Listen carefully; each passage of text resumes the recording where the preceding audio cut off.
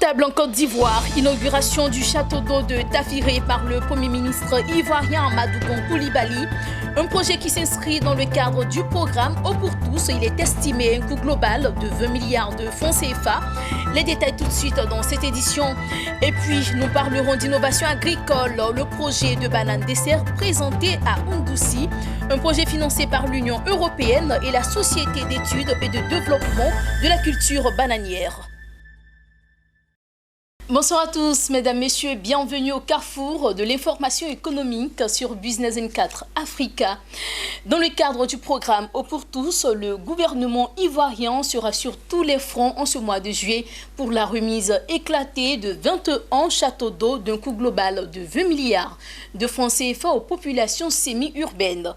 Ce projet de financement du système d'alimentation en eau potable a été officiellement lancé à Tafiré dans le centre-nord de la Côte d'Ivoire. L'inauguration du château d'eau de Tafiré s'est faite par le Premier ministre ivoirien Amadou Gon Coulibaly et le ministre de l'Hydraulique Laurent Tchagba. Nos reporters sur place nous font le point. La réalisation de ce projet de renforcement du système d'alimentation en eau potable de la ville de Tafiré et des localités environnantes a coûté, en prenant en compte le coût initial et les travaux connexes et additionnels, 9 milliards 300 millions de francs CFA, financés, comme nous l'indiquions, par la BOAD, la BIDC et la Côte d'Ivoire. Ces réalisations permettront de soulager une population qui était confrontée à un déficit en production d'eau potable de l'ordre de 1300 m3 jour.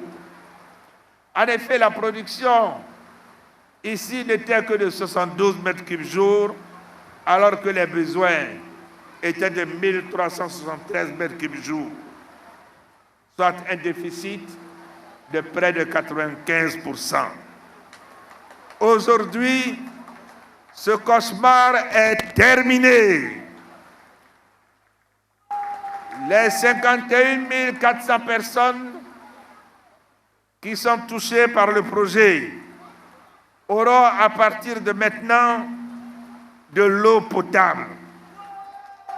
C'est le lieu de féliciter l'ONEP, c'est le lieu de féliciter le BNET, c'est le lieu de féliciter l'entreprise Franzetti et également l'exploitant la SODECI. Comme vous le constatez, les besoins en eau potable sont énormes, tant en milieu urbain qu'en milieu rural.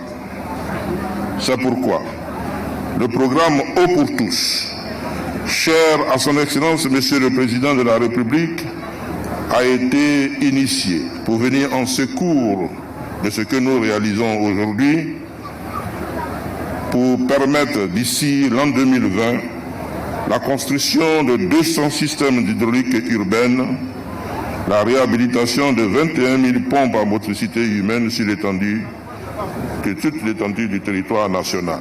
Ceci démontre combien le président de la République tient compte de l'amélioration des conditions de vie des populations et sous la conduite de notre Premier ministre. La société française Yes Électrique et son partenaire Certelec Côte d'Ivoire ont organisé récemment à Abidjan une rencontre avec leurs partenaires. À travers une journée détente directe, les responsables de ces entreprises spécialistes de l'étude et de l'installation du système électrique ont présenté les atouts et spécialités de leur structure. On en sait plus avec nos reporters Franck Kwasi, Augustin Kra et Hervé Blagnon. Un séminaire d'affaires instructif dans un cadre de détente. La société française électrique et son partenaire installateur et distributeur en Côte d'Ivoire, Certelec Côte d'Ivoire, en journée détente directe organisée à Abidjan-Makori. Il s'est agi de présenter à leurs partenaires les spécialités et potentialités de ces deux entreprises sœurs. Certelec Côte d'Ivoire est une société spécialiste de l'étude et de l'installation de systèmes électriques.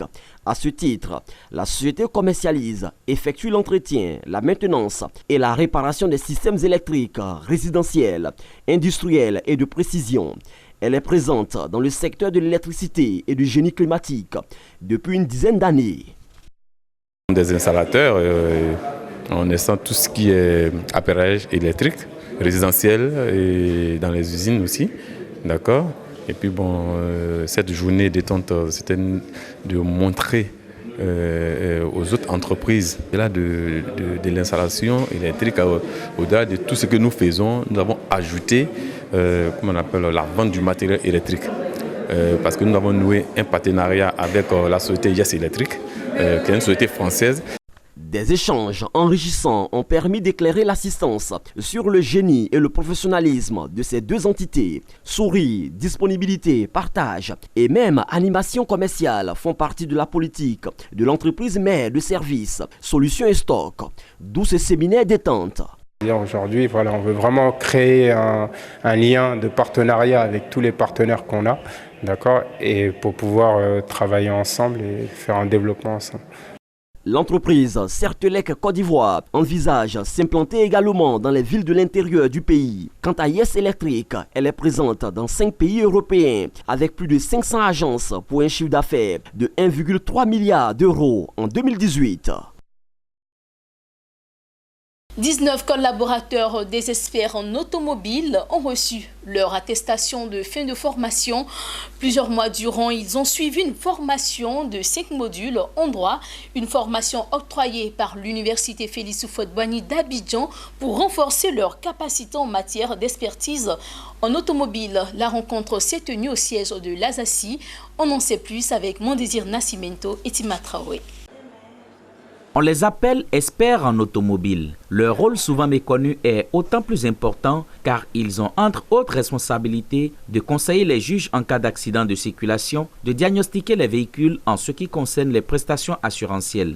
Ce jeudi à Abidjan, 19 d'entre eux, tous membres de l'UPCACI, Union des professionnels collaborateurs des experts en automobile de Côte d'Ivoire, ont reçu leur attestation suite à une formation intensive sur plusieurs mois. Une formation dispensée par la faculté de droit de l'Université Félix Houphouët-Boigny d'Abidjan pour renforcer leurs capacités, notamment en contrat d'assurance, droit de contrat, assurance automobile et responsabilité civile.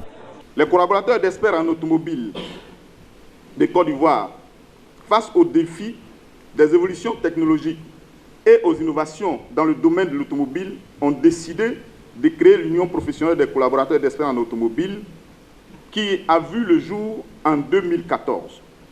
Cette union s'investit depuis sa création à renforcer les capacités de ses membres et n'entend pas s'arrêter en si bon chemin tant le défi est énorme. Il a communiqué les principes de base, les fondamentaux avant d'aborder la suite. J'ai parlé du contrat de vente, mais avant le contrat de vente, il faut parler de ce qu'est un contrat. Qu'est-ce qu'un contrat? Donc j'ai les notions de base sur le contrat.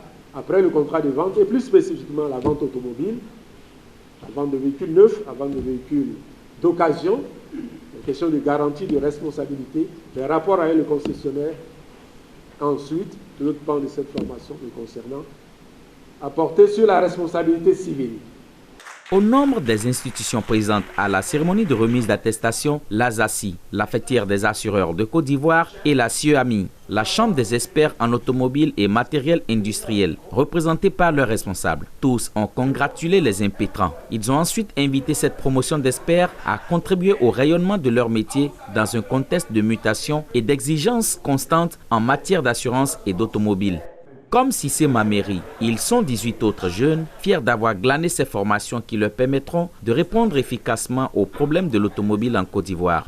Donc il était opportun, il était intéressant, il était important pour nous de pouvoir créer une occasion pour ceux qui veulent faire cette formation, étant en Côte d'Ivoire ici, de le faire. Un sentiment de joie, un sentiment de vainqueur, parce que pour avoir cette attestation, on a vraiment bataillé et aujourd'hui c'est le résultat qui paye. L'UPCACI, Union des professionnels collaborateurs des experts en automobile de Côte d'Ivoire, compte apporter sa modeste contribution au développement du secteur automobile et assurantiel en Côte d'Ivoire. Pour ce faire, elle met un accent particulier sur la formation de ses membres.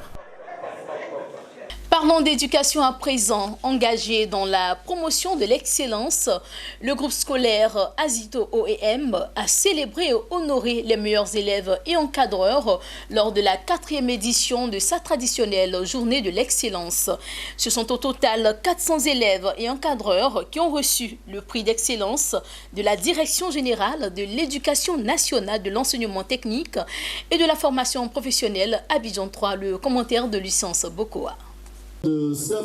Ce sont 400 élèves de tous les niveaux qui ont été primés par la Direction générale d'Azito OEM et Azito Énergie. Pour Adou Konan Marcelin, responsable juridique des ressources humaines d'Azito OEM, l'engagement de la centrale thermique aux côtés des autorités de l'éducation nationale locale exprime la volonté du groupe à soutenir l'émergence d'une école de qualité en Côte d'Ivoire. Cette célébration met un point innovateur à cette éducation, créant ainsi une atmosphère de compétition des élèves, des enseignants et des encadreurs. C'est un engagement pour nous de soutenir cette cérémonie en offrant des kits scolaires aux meilleurs élèves et au corps enseignant. Nous profitons de cette occasion pour féliciter tous les lauréats de notre IEP pour les résultats scolaires obtenus. La reconnaissance publique de vos mérites vous engage désormais à persévérer dans la voie que vous avez choisie. Cette initiative de la Direction générale d'Azito OEM et Azito Énergie a été saluée par la Direction régionale de l'éducation nationale DREN Abidjan 3. Comme chaque année, et pour respecter votre engagement de nous accompagner dans la promotion de l'excellence, Azito OEM et Azito Énergie, ces sociétés dont la citoyenneté n'est plus à démontrer dans la région Abidjan 3, sont une fois de plus présentes ce matin pour récompenser près de 400 de nos élèves et encadreurs de Yopougon Nyangon. Azito OEM et Azito Énergie ont, pour l'occasion, fait don d'un important lot de fournitures et de matériel didactique d'une valeur de plus de 8 millions de francs CFA aux meilleurs apprenants. Les majors de chaque classe, directeurs d'établissement, enseignants et encadreurs ont également été distingués. J'ai reçu des livres, des cahiers, des trousses, des sacs, parce que j'ai été Miss Mathématiques et meilleure lectrice. Je suis très heureuse de recevoir tous ces prix. Je dis merci à Azito OEM. Ils m'ont donné les prix, c'était des sacs, et puis des trousses avec des livres. Et puis on va me donner des tablettes, je suis très contente. Dans les premiers, je veux dire merci à Azito. J'ai reçu des kits et des cadeaux. Depuis le lancement de cette cérémonie, les résultats de l'école sont passés de 94,78% en 2016 à 97,11% en 2019. La célébration de l'excellence ouvre la porte aux vacances. C'est par des prestations artistiques que cette cérémonie s'est achevée.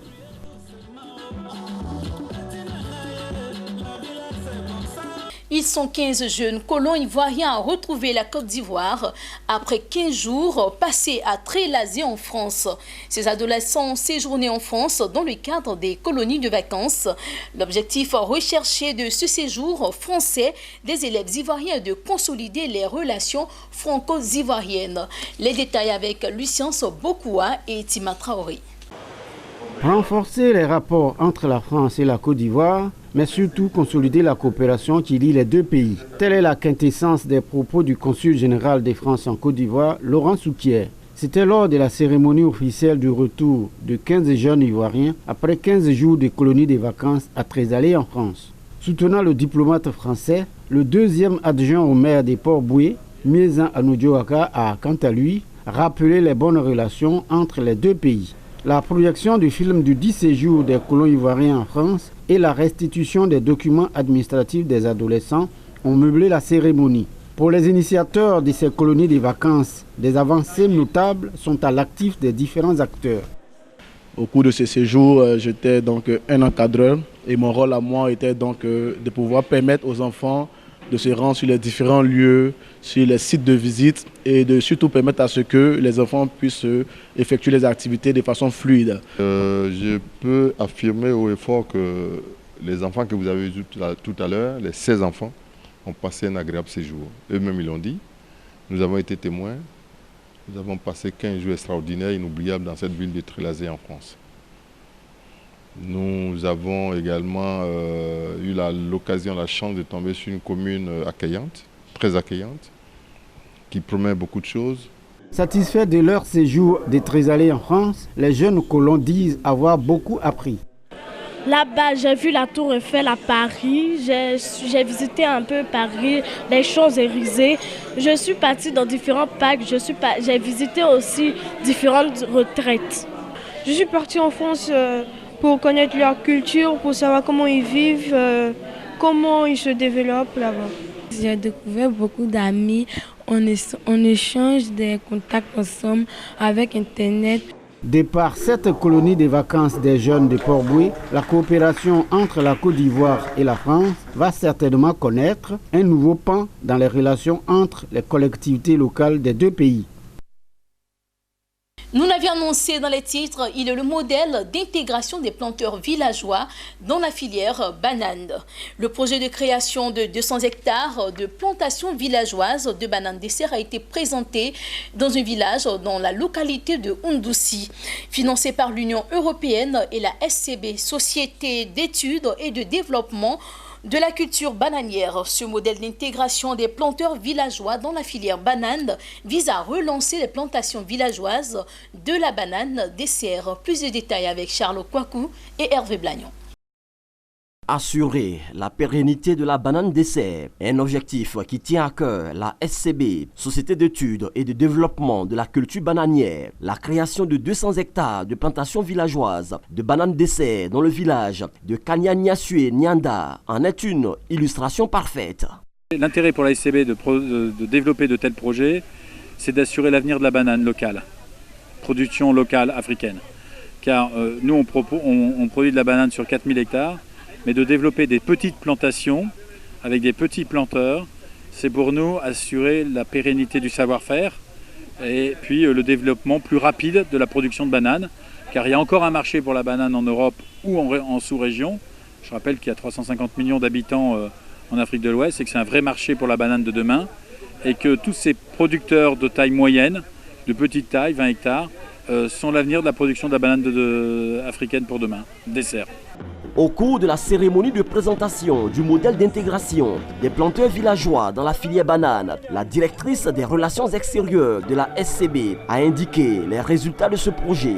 10 planteurs y sont bénéficiaires, dont une dame, et 250 emplois directs ont été créés par ce projet d'appui à la filière banane dessert, dont les performances sont à souligner. La production des petits planteurs, vous l'avez entendu, à fin 2018 était autour de 3500 tonnes. Ce qui est prévu, normalement, à terme, c'est 8000 tonnes à 10 000 tonnes supplémentaires pour la banane ivoirienne, annuelle. Donc c'est beaucoup, ça permet d'accroître donc la productivité de la Côte d'Ivoire. Une visite de l'usine de traitement et de conditionnement de la banane dessert a suivi la présentation de ce projet. Occasion pour la SCB d'indiquer sa ligne de conduite dans le maniement de la banane dessert. Alors le conditionnement, c'est une opération qui est très délicate, ce qui explique que pour l'instant nous sommes prudents à la rétrocéder aux planteurs, donc on prend le temps pour les former dessus. C'est une opération donc, qui consiste à découper la banane qui arrive des plantations, d'abord à la dépâter en main, c'est des grosses bananes. Ensuite, on la redécoupe en plus petites bananes, on appelle ça en 6 doigts. Alors, à côté de ça, il faut dire qu'il y a tout un processus de traçabilité qui est très important. Chaque banane qui sort de nos unités de conditionnement fait l'objet d'un suivi de traçabilité. C'est primordial pour le client final donc, qui consomme la production. Ce projet de promotion de la banane dessert est assorti d'infrastructures sociales. Dans cette dynamique, des logements ont été construits pour les planteurs. Les villas pour les travailleurs, juste après on verra les villas pour les ouvriers. Donc les planteurs sont des villas, les ouvriers ont des logements de 2 pièces minimum. On a aussi un grand hôpital qu'on a construit au carrefour de Tia Salé, qui est l'hôpital de Bordeaux, où avec l'ordre de maths, les soins à caractère social sont prodigués pour les populations de la région de Kia-Salé. Présidant la cérémonie de présentation de ce projet, le ministre de l'Agriculture et du Développement rural, Sangafoua Coulibaly, s'est réjoui des effets positifs des mesures d'accompagnement banane. Démarré en 2016, le projet de création de 200 hectares de plantations villageoises de bananes d'essai se déroule simultanément à Ndoussi dans le sud de la Côte d'Ivoire et à Niakaramadougou dans le nord du pays. Il bénéficie d'un appui de 30 milliards de l'Union européenne et d'un accompagnement technique et commercial de la SCB, Société d'études et de développement de la culture bananière. Après la Côte d'Ivoire, rendons-nous à Paris, capitale de la France, qui a vibré au rythme du forum de la diaspora africaine. À cette occasion, le ministre de la Communication ivoirienne, Sidi Temoko Touré, était l'invité d'Ingrid Etamé à l'occasion de l'émission Business Café. Sidi Temoko Touré est revenu sur les mécanismes mis en place par le gouvernement ivoirien pour faciliter les investissements ou le retour de la diaspora ivoirienne dans le pays. On écoute un extrait de cet entretien. Pourquoi est-ce que vous êtes venu aujourd'hui sur le Forum des diasporas africaines? Écoutez, c'est le deuxième rendez-vous du Forum de la diaspora africaine. Ce rendez-vous s'inscrit comme étant un lieu incontournable pour venir rencontrer la diaspora africaine, mais spécifiquement la diaspora ivoirienne qui m'intéressait, puisque j'avais pour ambition de m'entretenir avec elle pour leur présenter un peu les opportunités qui existent en Côte d'Ivoire, leur donner l'actualité de la Côte d'Ivoire et les encourager à venir prendre leur part d'actualité au moment qui leur siérait le mieux. Est-ce qu'il y a un programme spécial pour cette diaspora, pour qu'elle puisse retourner? Déjà depuis 2011, lorsque le président de la République, Alassane Ouattara, son excellence le président Alassane Ouattara est arrivé aux affaires, la première des annonces qu'il a fait, c'était à l'attention des Ivoiriens de la diaspora. Parce que, connaissant le programme qu'il allait développer sur la période de son mandat, il savait qu'il aurait besoin de ressources humaines de qualité pour porter cette ambition, de préférence des ressources humaines ivoiriennes. Et c'est ainsi qu'il a lancé cet appel au retour en Côte d'Ivoire pour venir prendre leur part dans la construction de la Côte d'Ivoire. Et quels sont les échanges entre les entrepreneurs ivoiriens qui vivent en France et des entrepreneurs qui sont en Côte d'Ivoire? Les Ivoiriens qui travaillent ou bien qui se forment en France ont cet avantage de venir d'un pays ou bien d'un continent, je veux dire où ils sont actuellement, où beaucoup d'opportunités ont déjà été explorées. Pour ce qui relève de l'Afrique, de la Côte d'Ivoire, tout reste à faire. Retrouvez l'entièreté de cet entretien du ministre de la Communication de Côte d'Ivoire bientôt dans le programme de la chaîne. Voilà, c'est sur cette note que prend fin cette édition. Merci à vous de nous avoir suivis. À très bientôt.